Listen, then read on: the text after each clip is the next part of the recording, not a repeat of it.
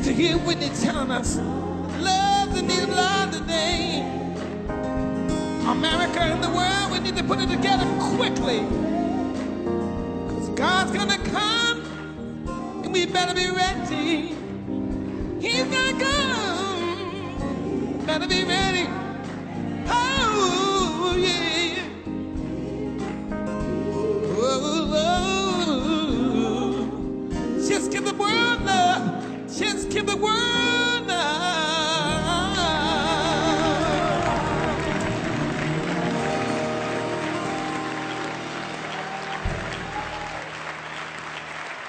Amen.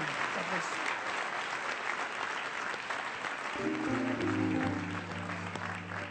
you. The words chosen by Stevie to remember and pay homage and tribute.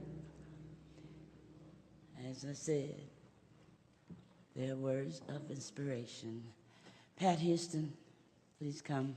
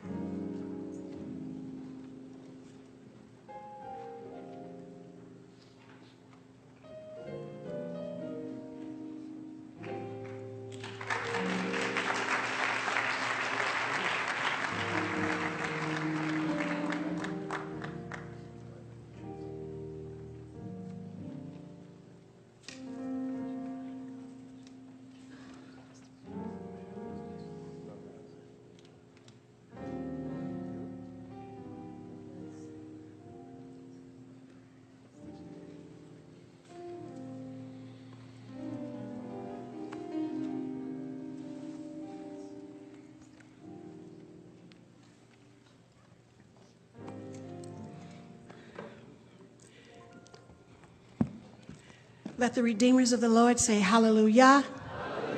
Hallelujah. Hallelujah. Hallelujah. Hallelujah.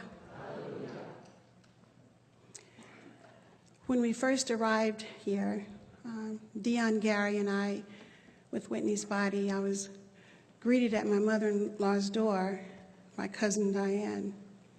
And she looked at me and she said, "Let the believers believe." So let the believers believe. Kevin and I too had to write something out because I didn't want to leave anything out, although I know I will.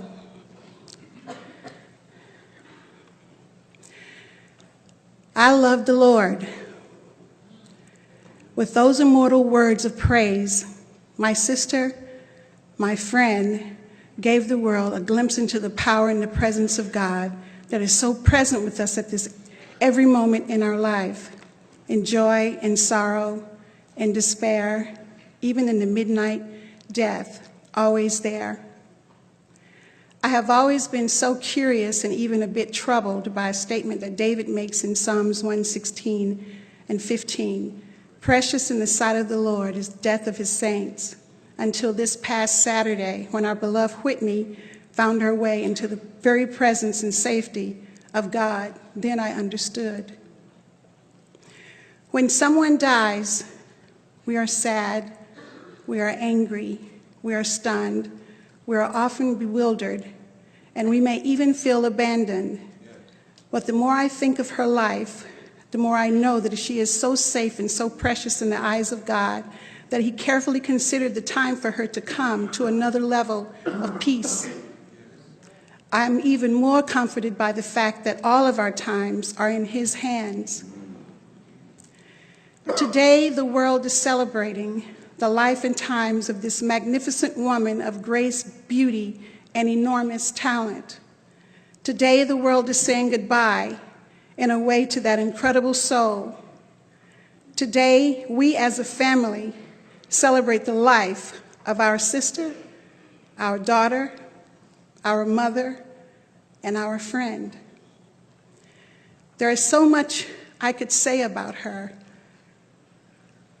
for she was one with a charmed and beautiful life, a life sometimes misunderstood, even by herself, but a life nevertheless that gave joy, happiness, enthusiasm, peace, and beautiful music to millions of people across the world.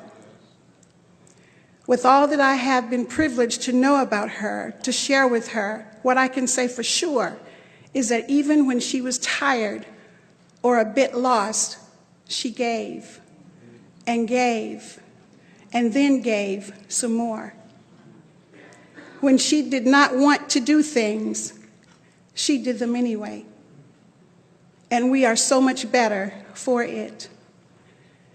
It is this very special gift about Whitney of giving anyway that I was immediately reminded of a dusty, yellowing wall hanging that hung on the wall of another woman that touched millions across the globe, Mother Teresa.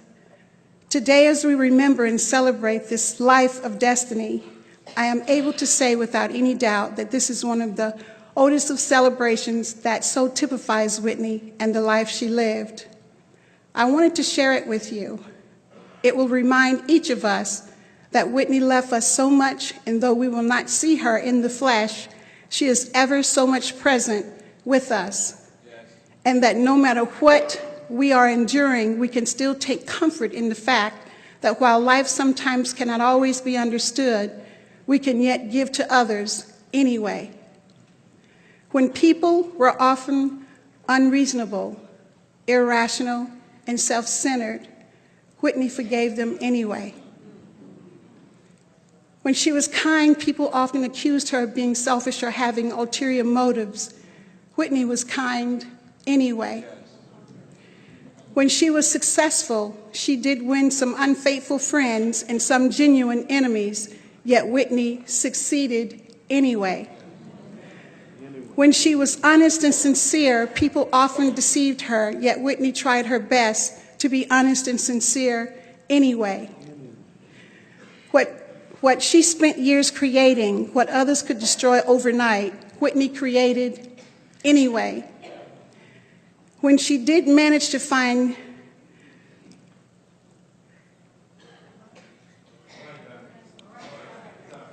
serenity and happiness, some were jealous and envious, yet Whitney tried to be happy anyway.